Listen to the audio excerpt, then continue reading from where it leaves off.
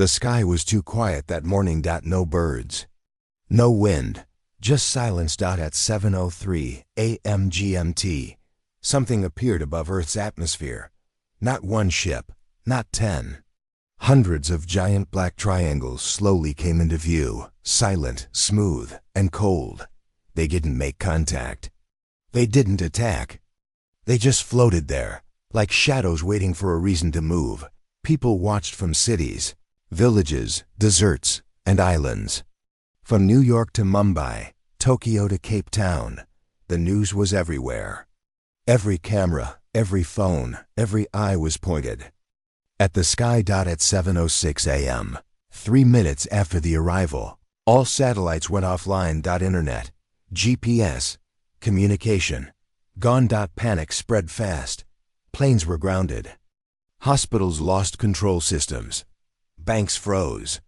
Cars stopped in the middle of roads. And still, the ships didn't move. They were just watching. Gods from the sky? Many people believed this was the end of the world.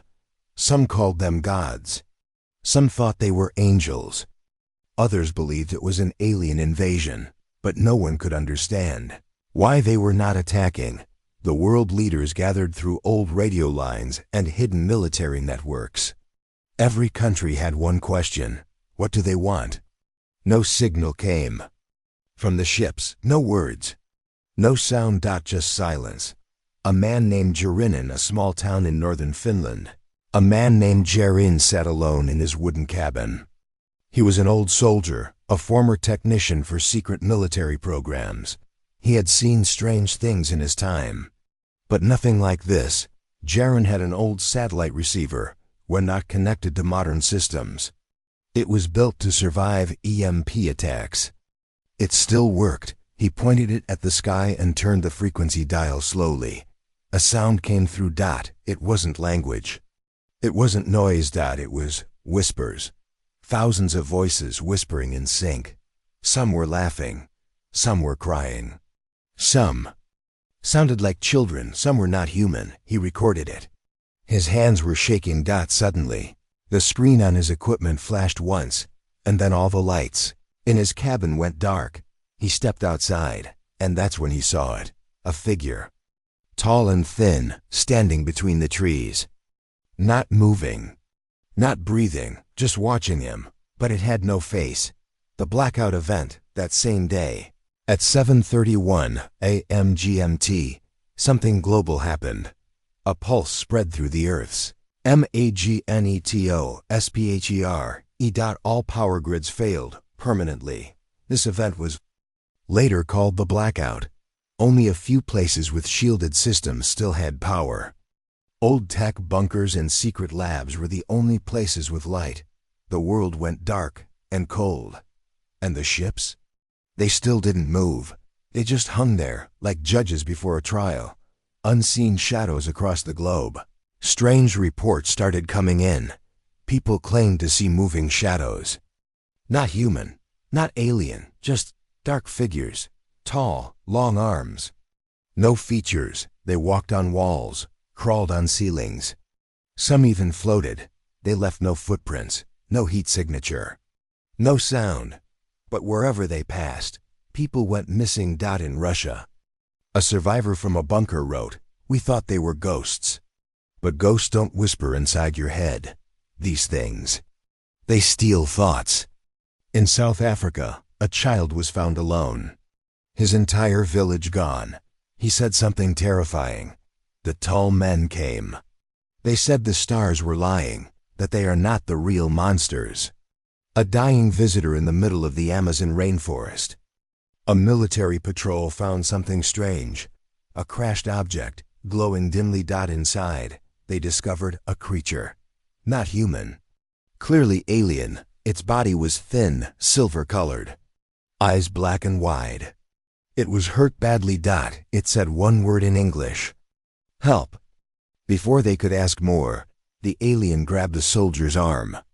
With its last breath it said, "We came to stop them. Not to conquer. You must not trust the shadows." And then it died. The soldiers didn't know what to believe. Panic. And confusion back in the cities. Chaos spread. People blamed each other. Religions clashed. Old enemies started wars again. Governments tried to take control, but with no power, no weapons, no satellites, they were blind. But one thing was clear, this was not a normal invasion. These ships, these shadows. They were waiting for something. The whispers grow louder by. The third day, more people began hearing the whispers, not through machines, in their heads. At first, it was quiet, then louder. Some people went insane. Others began drawing symbols they had never seen. Some wrote full pages in languages lost for thousands of years. An archaeologist in Egypt identified one symbol on a wall. It was older than the pyramids. He said it meant, they are not from the stars. They are from the cracks in time. The whispers were not from the ships. They were from something else. The forgotten Archivarian. The man from Finland managed to reach an old military outpost using a diesel snowbike. Inside, he found a file marked Project Orpheus. It spoke of an old theory that not all aliens come from space. Some come from between dimensions, entities made of energy, memory, and fear. The file warned, if they reach Earth, don't try to fight them. You won't win. But maybe ... you can survive. A final broadcast on the 7th day after the arrival. One signal appeared on old analog radio worldwide. A calm voice spoke in English, but with a strange echo, like it came from inside a cave. The message, you are not the first. We ruled others before you. They called us gods. But you are different. Your minds resist. That is why we test you. And then silence. But one word stayed burned into every mind that heard it. Submission. The storm begins that night. Storms broke out across the world. Not of rain or lightning, of light, green lightning. Floating stones. Water running uphill. Trees bending toward the sky. Then the ships began to move, slowly, purposefully, but not toward cities. They moved toward ancient places, pyramids, stone circles, deep caves. And wherever they passed, shadows followed. Ending scene. Cliffhanger. Jaren climbs to the top of a mountain with his old equipment, trying to send out one final message. He says, this is Jaren Kova. If anyone is out there, they are not gods, and they are not alone. They want to rule us, but I don't think they expected one thing. We are not like the others they've conquered. We remember, we fight. He looks up. A shadow looms behind him. Cut to black. To be continued. The world had changed. It was only 8 days since the ships arrived. The sky was no longer blue. It had a strange gray-green color, like water before a storm. The silence was still there, too deep, too unnatural. People no longer asked, what do they want? Now they asked, when will they strike? But the truth was more terrifying. They were not here to strike. They were here to awaken something. The broadcast at 3:47 a.m. GMT. All radios, TVs, and unused satellite dishes suddenly turned on. Even ones that had no power before. A message was broadcast across the entire planet. But it was not in any modern language. At first, experts thought it was alien, but soon, a group of forgotten language scholars identified it Sumerian. The world's oldest known language. Dead for over 4,000 years. But somehow, the aliens were using it. The audio was slow and cold. It repeated the same phrase again and again. Namturu Izu Igalzu. One archaeologist translated it to, the plague god rises. Beware false saviors. The voice didn't sound alien. It sounded human, but hollow, like something from a dead person. The reaction governments ordered all radios and TVs to be shut off. But it was too late. Millions of people had heard it. And something strange began to happen. People who listened to the full message started speaking in Sumerian, even if they had never heard the language before. Some started drawing symbols on walls, paper, even their skin. In a refugee camp in Turkey, a group of 40 people danced in a circle, chanting ancient words. They had been normal just hours ago. When soldiers tried to stop them, they screamed in one voice, "The true kings are under your feet." And then they died all at once. No wounds, no poison, just ... The screams begin in a small village in Chile. An earthquake was reported, but no fault lines were nearby. Instead, a massive hole opened in the ground, like something digging its way up. A rescue team went down with cameras. What they saw was never released publicly. But one video leaked. It showed giant claw marks on the walls, glowing faintly. And deep, deep below, a sound like breathing. Heavy, slow, and not human. That night, across the world, people started hearing screams from the ground. Some said it sounded like a battlefield. Others heard whispers, laughter, or crying. But always from below. The alien prisoner in a top-secret facility in Australia. A second alien survivor was kept alive. Unlike the first, this one didn't speak. It had deep scars and burned skin. Its mouth had been sewn shut, not by humans, but by its own kind. When one soldier removed the stitches, the alien began to scream. Not in pain, but in fear. It clawed at the walls and finally wrote something in glowing blue blood. "They are not gods, they are memories, if you remember them. They return." Before scientists could respond, the alien died, its body turning to ash. A message hidden in the signal. Back in Finland, Jaron, the ex-soldier, had decoded more of the whispers he recorded earlier. He discovered a pattern, not language. Not code. Music. But very, very old music, matching ancient instruments found in Sumerian and Mayan temples. He layered the sound over a map of Earth's oldest ruins, and a terrifying pattern appeared. The alien ships were all positioned above ancient power centers, pyramids, stone circles, buried temples. They weren't random. They were part of a ritual. The human experiment in Germany. A group of scientists working in a shielded lab began testing how people reacted to the whispers. Played short parts of the alien signal to volunteers. The results were shocking. Some people cried uncontrollably. Others remembered events from thousands of years ago. One woman, a baker from Berlin, spoke in fluent Akkadian, a dead language of Mesopotamia. She said, "I was there when the sky gods fell. We burned the first city to stop them, but fire is not enough." Then she fell unconscious.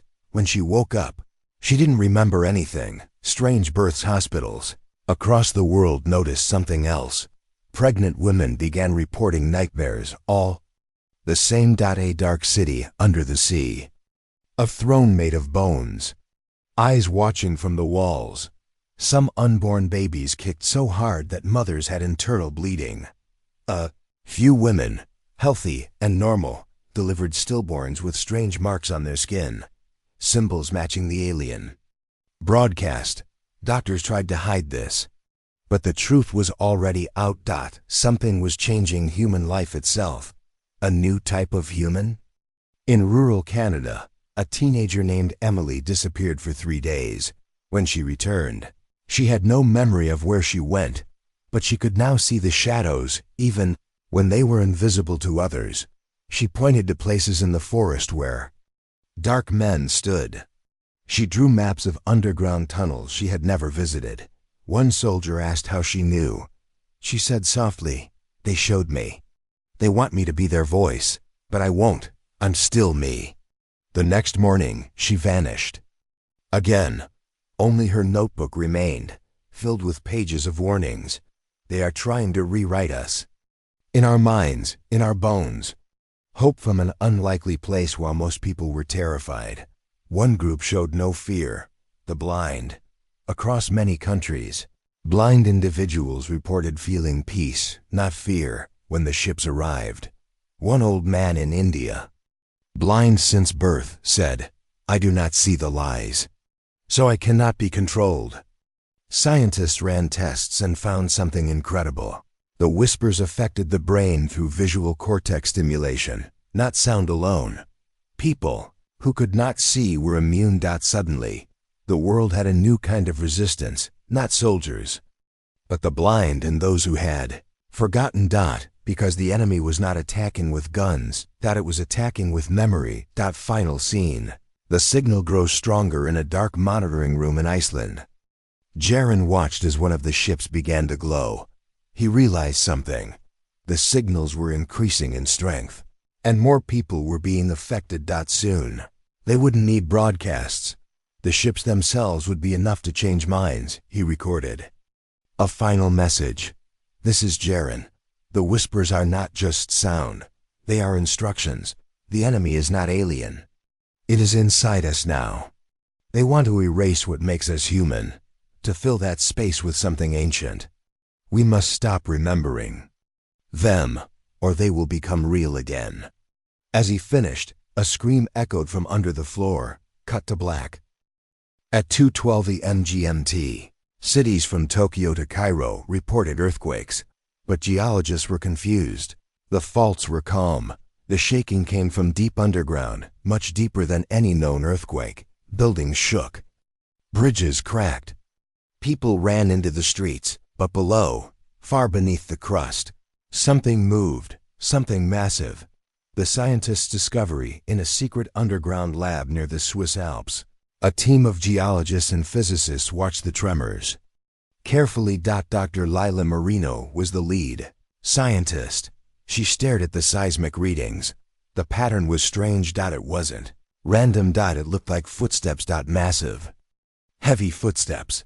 Something was walking beneath the Earth's crust. Her heart raced. She whispered to her assistant, "Mark, we're not just dealing with aliens in the sky. Something is moving under our feet." The secret project, Leviathan. Dr. Marino's team was given access to old files from a secret government project. The file was called Project Leviathan. The documents dated back to the Cold War era. The project was designed to monitor strange movements below Earth. Using deep-sea sensors and satellites, they described a creature or machine buried kilometers below the surface, something too big to move unnoticed. One note read, "If Leviathan ever awakens, it could destroy everything." But the project was shut down after a mysterious accident in 1987. No one spoke of Leviathan again until now. The aliens' warning, Jaren remembered. The dying aliens' last words. We came to stop them, not to conquer. Could Leviathan be the dark force the alien warned about? Could the ships be here to contain Leviathan, or maybe to control it? The rising fear across the world. People reported strange events. In Mexico, a volcano suddenly began to erupt, but no warning signs were detected. In Canada, forests shook as if something huge was walking beneath. In the Indian Ocean, strange waves pushed boats to shore. And everywhere, shadows moved closer to the ground. They seemed to guard something. An unexpected ally in the middle of the Sahara Desert. A group of nomads discovered a crashed alien drone. It was small, damaged, but still active. From inside, a hologram flickered. It showed images of ancient Earth, long before humans, forests, strange cities, and Leviathan. The hologram showed how Leviathan was once worshipped as a god by early humans, but then it turned against them. The drone's message was clear: Leviathan sleeps. Do not wake it. The human resistance grows. The world's survivors gathered in hidden bunkers and underground cities. They shared stories of shadows, whispers, and the rising Leviathan. Some believed fighting was useless. Others believed Leviathan was the key to survival. A new leader emerged, a woman named Mara, a former scientist with knowledge of ancient languages and history. She told the group, "We don't just fight aliens or shadows, we fight time itself. Leviathan is a force older than stars, and it's waking." The dark force revealed one night. Mara had a vision. She saw Leviathan as a giant creature made of shadow and stone. eyes glowing red. It spoke in a voice like thunder. I was the first god. I gave life and death. But I was betrayed and buried. Now I rise to claim what is mine. The vision ended with Mara screaming in pain. When she woke, she knew the invasion was a cover. The real war was below. The race to the deep. Mara and Jaren teamed up with a small group of survivors. They planned a dangerous mission to reach the deepest cave system known to humanity, the Mariana Trench Caves. There, the ancient weapon might be hidden. An old legend spoke of a weapon made by humans thousands of years ago that could bind or destroy Leviathan. But the mission was risky. Leviathan's followers, the Shadows, were growing stronger. Mission begins. The team prepared in silence. Jaren checked his old equipment. Mara studied ancient texts. The rest loaded supplies and weapons, old rifles, explosives, and new tech scavenged from alien wreckage. They knew they had only one chance. If Leviathan woke fully, Earth would be lost. Final scene. Cliffhanger. As the team descended into the dark caves, the ground trembled again. A deep rumble echoed through the rocks. Something huge stirred. Beneath them, the Shadows watched silently from the walls. Mara whispered, "We face the past to save the future." The darkness swallowed them whole. To be continued. The world was no longer quiet. The skies were changing. The ground was shaking. And people had started to vanish. But this was only the beginning. The sky burns on day 16 of the alien arrival. Something terrifying happened. A bright flash lit up the sky over Asia. One of the alien cities, a massive ship base on the moon, suddenly exploded. No human weapon could reach it. No missile was launched. It simply burst into flames, sending blue fire across the moon's surface. For 2 minutes, the night sky turned red. People around the world saw it. Children cried. Animals screamed. Then came the falling stars, pieces of the alien city crashing toward Earth. But these were no normal meteors. They were alive. Rain of blood. Hours later, a strange red rain began falling. It started in Europe, then spread to Africa and Asia. The rain was thick and sticky, like blood. It burned crops. It turned rivers dark. It made people sick. Those who touched it had nightmares. Visions of fire, bones, and a throne made of teeth. Scientists tried to study it. Their report was brief. This is not water. This is organic material, alive, growing, changing. They called it the Crimson Rain. Human mutation begins in small villages and large cities. People who touched the Crimson Rain began to change. Some became violent, screaming in unknown languages. Others became silent, but their eyes turned black, and their skin grew strange marks. Some became stronger, faster, more aware, like something inside them had awakened. Not all changes were evil, but none were normal. Doctors were confused. Soldiers were scared. A rumor spread. The rain was a gift, or a curse. No one knew which. The voices returned. The whispers in people's minds became louder. But this time, it was not fear. It was invitation. "Come below," the voice said. "Come meet your true self. Remember what we buried." Jaren and Mara, now deep in the Mariana cave system, felt it too. The whispers pulled at their thoughts. They were walking into the heart of darkness, not just physically, but mentally. The first evolved in a small resistance base in Brazil. A boy named Luis, age 11, touched the red rain. He didn't get sick. Instead, he started glowing in his sleep. When he woke, he could speak the language of the whispers and understand the alien tech. He said, "They're not here to kill us. They're here to change us. Earth is just ... the seed. Leviathan is the root." Luis could control machines with his mind. He could feel tunnels underground. He drew maps of the world, all showing one central point, the same place. Jaren and Mara were headed, the Leviathan core. Alliance falls apart above ground. The alliance between humans and the alien survivors started to break. Some aliens believed Humans were becoming too dangerous, especially the mutated ones. They tried to capture the evolved humans. In response, human rebels attacked alien camps. One rebel shouted, "We were weak. Now we're gods. We don't need them anymore." The war was no longer humans versus aliens. It was evolved versus pure. And Leviathan was watching. The whisper child deep underground. Jaren and Mara found a girl no older than 10, standing alone near glowing stone. She was humming a strange melody. No one knew who she was or how she got there. Mara approached carefully and asked, "Are you lost?" The girl smiled and said, "I'm not lost. I was sent here to welcome you." Jaren felt a chill. The girl was not human. Not fully. Her voice echoed in their minds. Leviathan is not a monster. It is a mirror. You see your worst self in it. She disappeared into thin air, like dust. A storm like no other, above Earth. The sky cracked open. Not from weather, but from space itself. A massive storm of light. And sound poured in. It wasn't clouds or rain. It was memory. People began to see the lives of others. Strangers' dreams, ancient wars, forgotten pain. The storm touched everyone's mind. It blurred time. In London, a man remembered dying in a Roman battle. In Egypt, a girl saw herself in a spaceship from 3,000 years ago. Reality bent. And Leviathan grew stronger. Because Leviathan was made from every dark memory ever buried.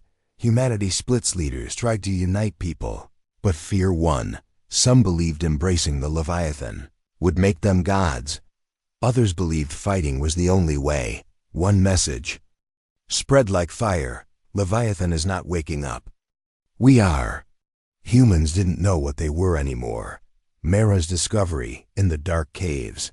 Mara found an old chamber, untouched for thousands of years. On the walls were carvings of humans and aliens fighting together against a giant beast of shadow. One line was carved in gold: "We buried the darkness once. Only blood and memory can wake it again." There, in the center of the room, was a strange machine, shaped like a heart. Still beating. Still warm. It pulsed with energy. Mara whispered, "This is it. The lock. But where is the key?" Final scene. The earth bleeds. The Leviathan was almost fully awake. Its body stretched across the deep crust of the earth. A living continent beneath the soil. Mountains cracked. Oceans bubbled. The air trembled with every slow breath it took. In a hidden valley, a child stood, arms raised toward the sky. His eyes glowed red. He spoke in two voices at once. The gods came to rule, but Earth remembers. And now, Earth chooses. The sky burned again. The earth bled again, and Leviathan opened one eye. To be continued. The signal from the red planet at 4:09 a.m. GMT, a telescope station in Chile, received a weak signal from Mars. It was not sent by aliens. It was sent by something buried under the Martian surface. The message was simple: they're coming back. Earth must remember. Scientists were confused. No rover was active. No satellite sent the signal, but the message had a unique code. An Earth-made security key last used 50,000 years ago. Ancient human origins? Mara, still deep underground, connected the signal to ancient writings found in the Leviathan chamber. The symbols matched, not just from Earth, but also carvings seen in photos from Mars, taken years ago by NASA. It was impossible. Unless. What if humans didn't start on Earth? She whispered. What if we came from Mars and ran here, escaping something we couldn't kill? Jaren stood silently. A truth was forming, terrifying and powerful. The Martian archive, hidden inside a secure bunker in Nevada. An old HFY system, SG-9, activated by itself. It displayed a message across its dead screen. Access Mars backup memory, codename Red Exodus. Only a few people in the world knew what that meant, and most of them were already dead. But Mara was one of them. She had studied Mars for years, not just as a scientist, But as a believer in a theory long rejected, humans are not.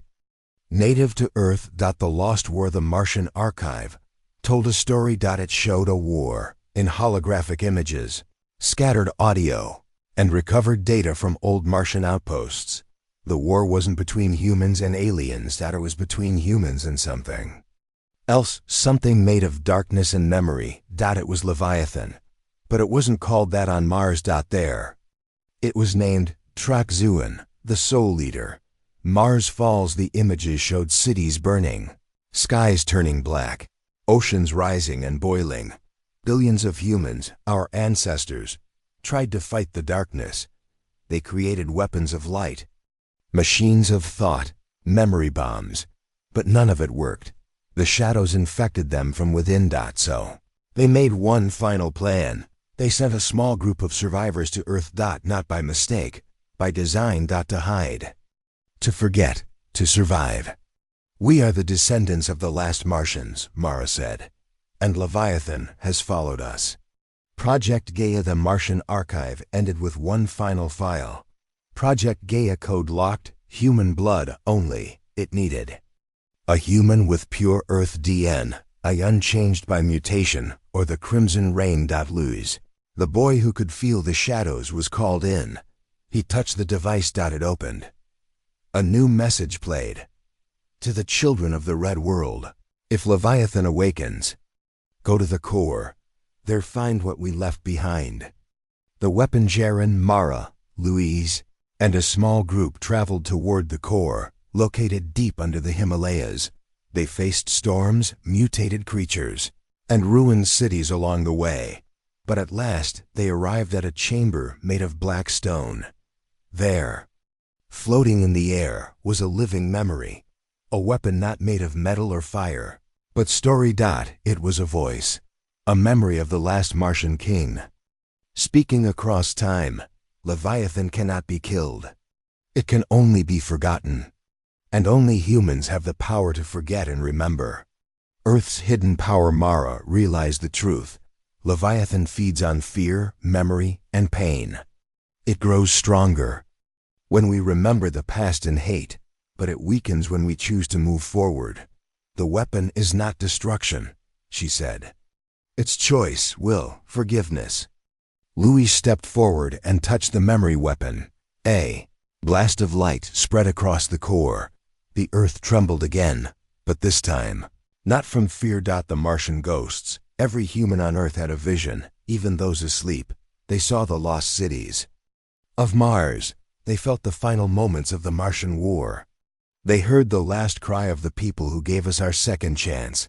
And they all heard one final voice. Do not fail as we did.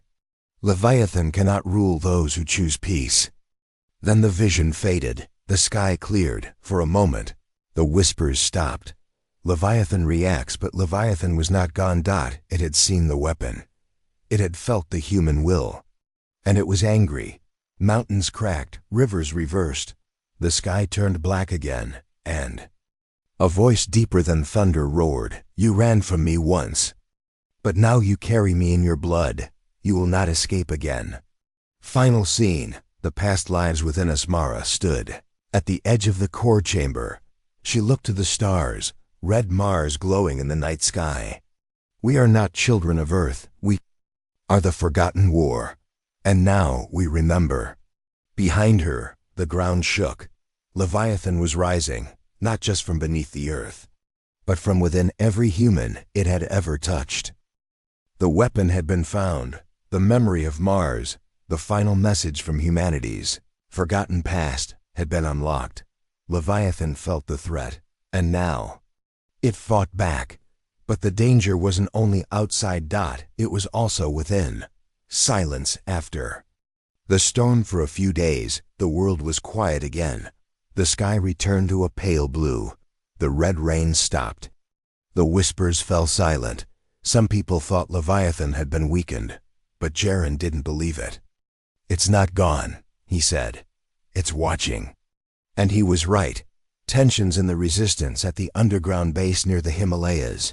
The resistance had grown. There were now over 300 survivors, Scientists, soldiers, civilians. And even a few evolved like Louis humans touched by the crimson rain but still sane. But something was wrong. Equipment started failing. Food supplies were poisoned. A map showing the core's exact location went missing. Someone inside the resistance was working for Leviathan. The betrayers working the shadows of the base. Someone was sending out signals, short bursts of coded data, just enough to be missed by security. Leviathan didn't need ships to track them now. It used minds, and someone had already given theirs away. The disappearance lease. The gifted boy suddenly vanished. No one had seen him leave the bunker. Security footage was corrupted. The only image that remained showed Louis standing at a dark hallway, and behind him, a human silhouette, but its eyes glowed red. Panic sets in. People began accusing each other. Maybe it's one of the evolved. No, it's the soldiers. They brought alien tech inside. Maybe Leviathan is already inside all of us. Mara tried to calm them, but the fear was stronger than her voice. That's how Leviathan wins, she said. By making us destroy ourselves. The whisper returns that night. The whispers came back, but not as dreams. They spoke through people. A woman screamed in her sleep, and when she opened her eyes, she spoke in Leviathan's voice. You are not one. You are broken. I am your truth. Then she collapsed. She didn't wake up again. An unexpected ally, one of the evolved. A man named Rahim came forward. He said, I feel the betrayer, not just their thoughts, their shame. They are close. He led Mara and Jaren to an old maintenance tunnel. There, they found a hidden room filled with equipment. Alien tech, signal repeaters, and most chilling of all, a copy of Luce's brain scan. Whoever did this wasn't just betraying the resistance. They were trying to control the Leviathan weapon. The betrayer revealed. A voice echoed behind them. I only wanted to survive. It was Dr. Weller, one of the top scientists, trusted by Mara for years. He stepped into the light, holding a plasma cutter. His eyes were tired. His hands shaking. You don't understand. Leviathan isn't evil. It's evolution. It's what we were always meant to become. Jaren stepped forward, angry. You sold us out. Weller raised the cutter. I gave you a chance. You just didn't take it. He activated a beacon on his wrist. Above them, the ground began to crack. Attack from below. Leviathan's shadows came, not from the sky, but from the earth itself. Black, writhing tendrils burst through the floor. They weren't made of matter. They were made of memory, crawling with voices, screaming names from the past. Jaren, Mara, Louise. Each shadow tried to take the form of someone the resistance had lost. They weren't just attacking the body. They were attacking the mind. A costly fight. The battle inside the bunker was brutal. Flamethrowers and energy weapons burned the shadows. But they kept coming. Weller tried to escape, but Mara caught him. He begged for his life. I was trying to protect humanity. She looked into his eyes. No, you were trying to control it. She shot him. One clean shot, and just like that, the betrayer was gone. But the cost was high. Dozens were dead. Lee's returns as the battle ended. Someone saw a figure walking through the smoke. It was Louise, but he looked different, calm, focused. He said, I wasn't taken. I was called. Leviathan showed me something, a place deeper than memory. Mara rushed to him. What did you see? Louise looked toward the ceiling, toward the surface, and then beyond. There's something else. Under Leviathan. A deeper darkness, and it's afraid of us. New divisions. The resistance split again. Some believed Leviathan must be destroyed. Others, inspired by Luce's words, believed something worse was coming, and Leviathan was only a gatekeeper, not the final enemy. Mara stood firm. We don't follow Leviathan. We don't kill it yet. We go to the core, and we finish what our ancestors started. The Leviathan's response far away, in the Mariana depths, Leviathan fully stirred. Its eye, the size of a city, opened. Beneath the ocean, a wave of psychic energy spread across the planet. Millions dropped to their knees. Some cried, some laughed. Some simply ... and a message filled the air, not with sound, but with thought. You have chosen your path, so have I. Final scene, the path ahead in the bunker. Survivors lit torches. The machines were silent. The sky above was storming again, but hope had not died. Jaren, Mara, Rahim, and Louise stood before a gate deep inside the earth. It was old, alien, and glowing. Behind this gate, Mara said, is Leviathan's heart, and maybe our own. The gate opened. Darkness greeted them. They stepped in. The gate opened.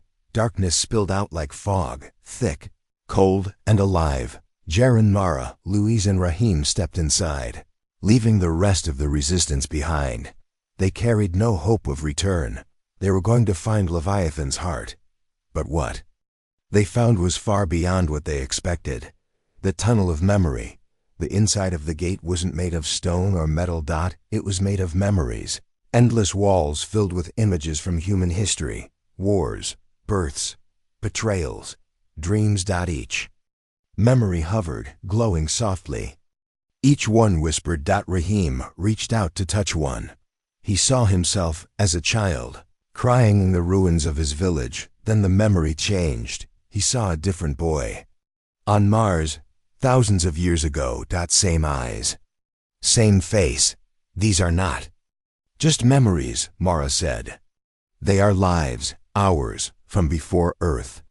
Leviathan's prison. As they walked deeper, they entered a vast chamber. It was miles wide, filled with floating stones, each holding a person inside. Some were human, some were not. All were asleep. Louise stood frozen. These are prisoners, he whispered. Not of war, of memory. One of the stones cracked open.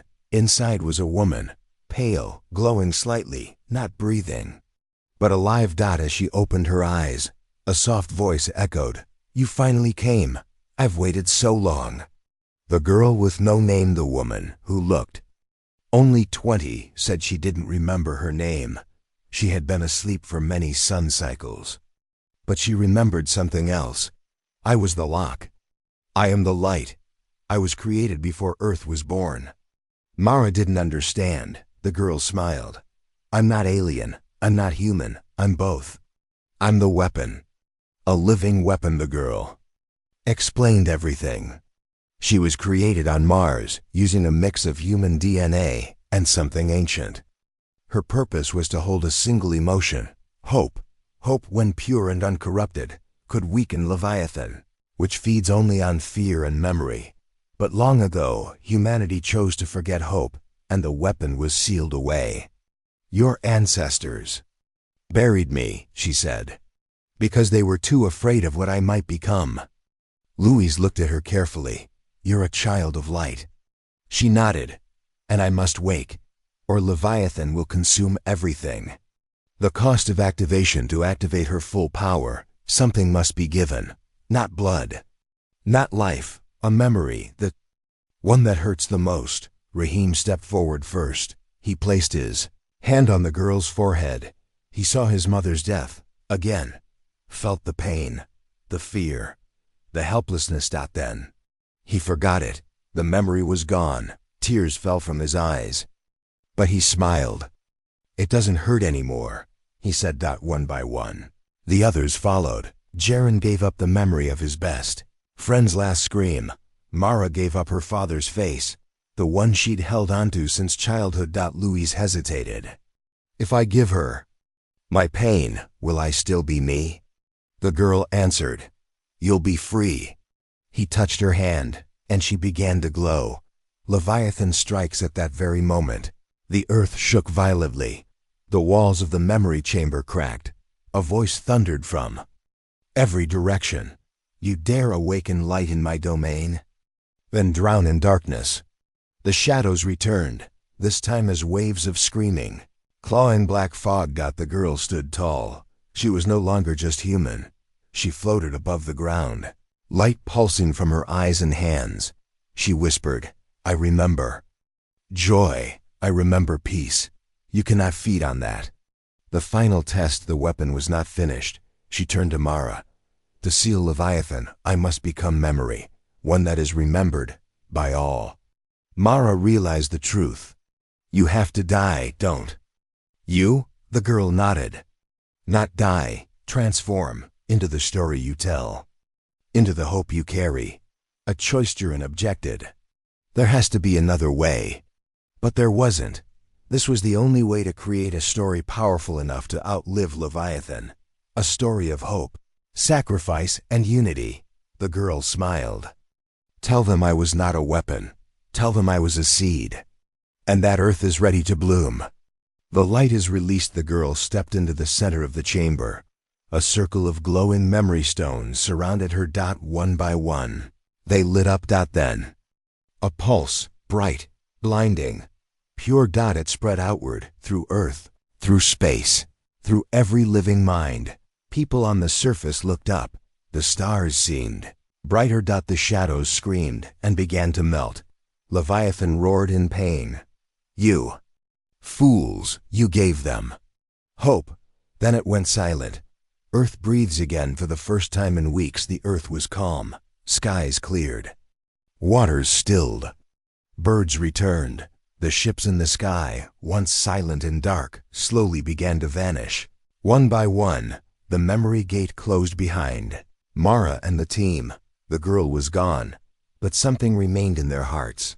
Not fear, not pain. Hope. A new dawn. Jiren looked at the horizon. "She's not gone," he said. "She's in every story we tell now." Louise nodded. Leviathan wanted to be remembered through fear. She be remembered through love. Final scene. The Leviathan sleeps deep beneath the earth. Leviathan stirred one last time. It whispered, "You win today." But humans always remember pain eventually. Then it closed its eye, and the world turned toward the light. The world was quiet.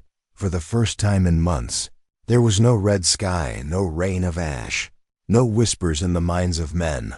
Leviathan had fallen asleep. The light, awakened by the girl in the core, had spread across the earth. People began to feel again, not just fear, but wonder. But the story wasn't over, because Leviathan never truly dies. One final echo at the edges of the solar system. A probe recorded something strange. A signal, familiar, old. "We are not the only ones who remember Leviathan," Mara said, reading the data. The signal wasn't coming from Earth. Not even from Mars. It was from another world, far beyond Pluto. A colony. Human, but different. "They survived," Louise said softly. "Another branch of us. Another history." And the signal carried a message. Warning. Leviathan moves. Not dead. Not asleep. Just learning. The council gathers in a hidden valley once frozen by ice. A new kind of council met. Scientists, survivors, thinkers, and even a few evolved. Jiren stood before them. "We defeated fear once. We must make sure we never forget who we are again." Louis placed his hand on the ground.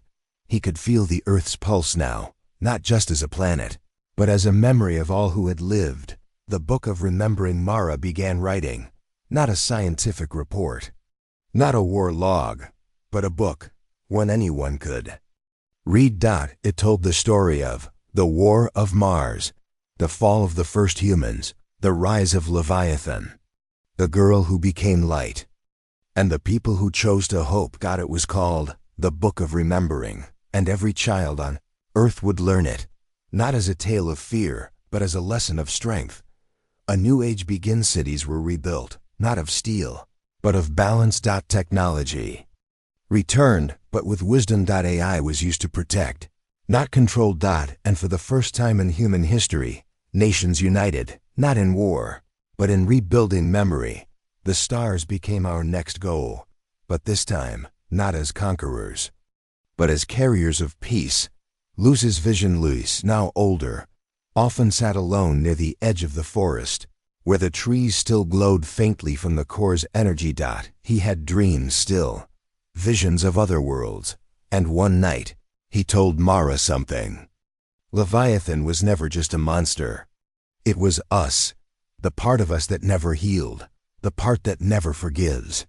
But now we carry both the dark and the light, and that makes us stronger.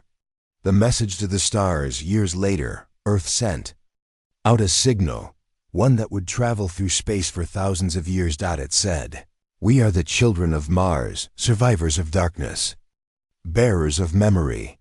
If you hear this, know that hope still lives." And on that signal, they included the voice of the girl, the one who became light, her final words, "You are not alone.